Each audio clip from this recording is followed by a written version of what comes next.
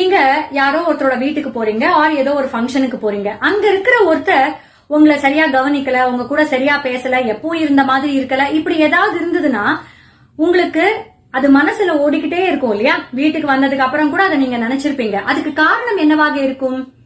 ஒண்ணு, அவர்கள் மேல நீங்க வச்சிருந்த அக்கறை ஆர் அன்பு ஆர் மரியாதை ஆர் அபிமானம் ஆர் ஏதோ ஒரு வகையான அட்டாச்மெண்ட் இல்லையா? சரி, அதனால நீங்க வருத்தப்பட்டீங்க. இந்த லிஸ்ட்ல இருக்கிற ஏதாவது ஒண்ணு அந்த இடத்துல இருந்தாலும் அவங்க உங்ககிட்ட சரியா பேசியிருப்பாங்க இல்லையா? அப்போ பேசலன்னா என்ன அர்த்தம்? இதுல எதுவுமே அங்க இல்லன்னு அர்த்தம்.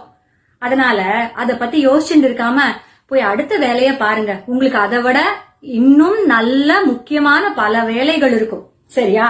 டயத்தை வேஸ்ட் பண்ணாதீங்க. இன்னொரு முக்கியமான விஷயம், மறுபடியும் அவங்க வீட்டுக்கு சரியான காரணம் இல்லாம தப்பி தவறி கூட போகாதீங்க. சரியா? எதுக்கு? நம்ம வேலையை பார்த்துட்டு போவோம். சரிதானே? Take care.